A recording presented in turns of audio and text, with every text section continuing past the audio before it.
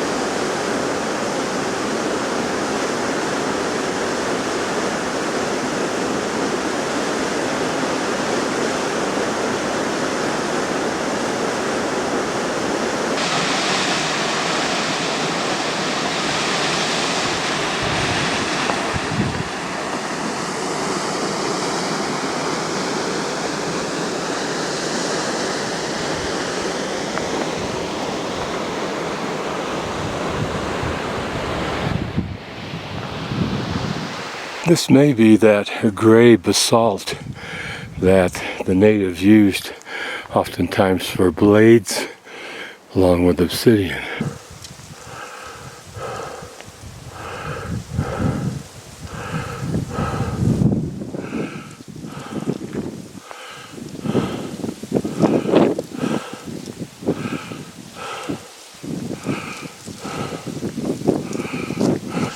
This is a very endemic grass found in these areas,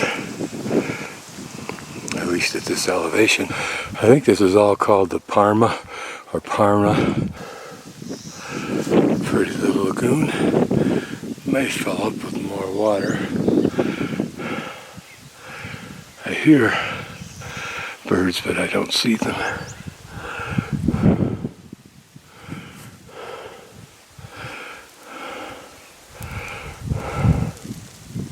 Through this tall grass is dicey because sometimes they're fairly deep, like 1.5 feet, narrow trenches like 1 foot wide that runoff creates, and if you're not watching closely you could go into them.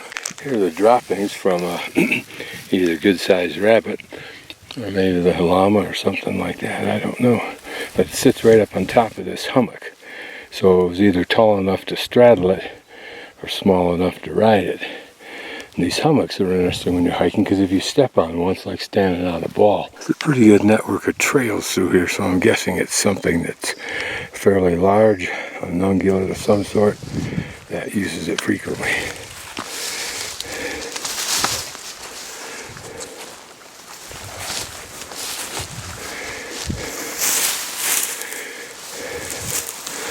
These are the trenches you have to watch out for.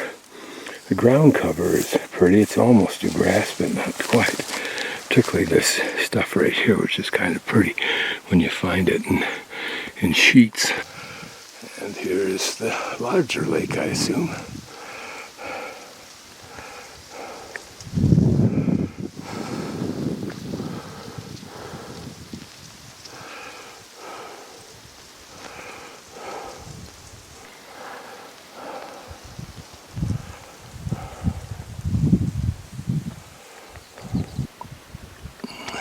Plant novel, it seems like. Those are individual clusters. All the way down this pathway that you see, it was a spongy surface, suggesting that this land holds a lot of water in suspension.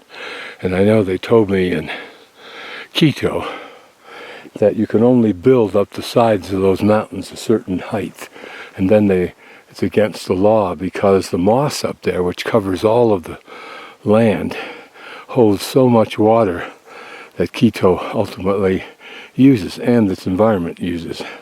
A pretty solo flower.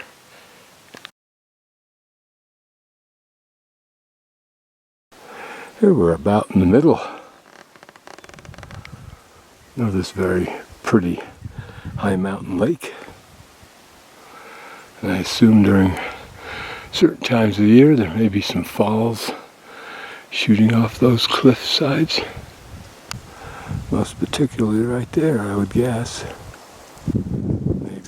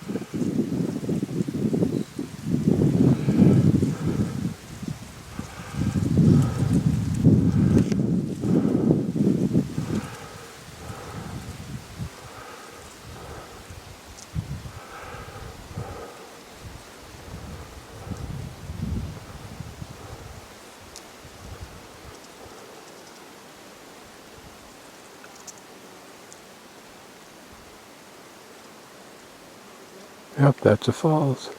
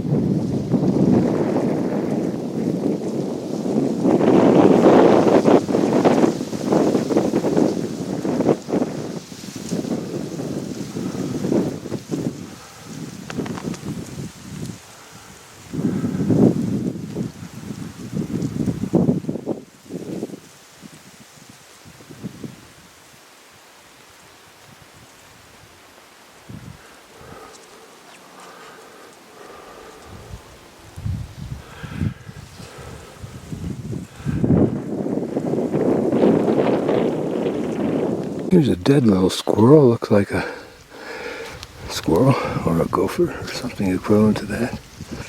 Beautiful tiny flowers. Less than the size of a dime. Second small lake we stopped at is right behind there and at a higher elevation than the main lake. As is this one that we saw. It was, I think, the main part of the first little lake we stopped at, although I could be wrong, don't remember. And then of course this is the full-on lake.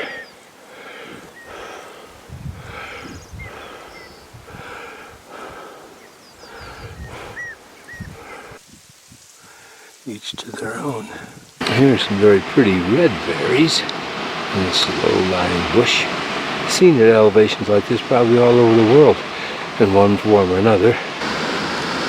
And a pretty daisy-like flower. And since I've got about a half an hour before I have to be back at the trailhead, we'll go back along the Falls Trail. I forget what the proper name for these kind of plants is, but it starts with an E and it implies that they breathe and get their sustenance from the air.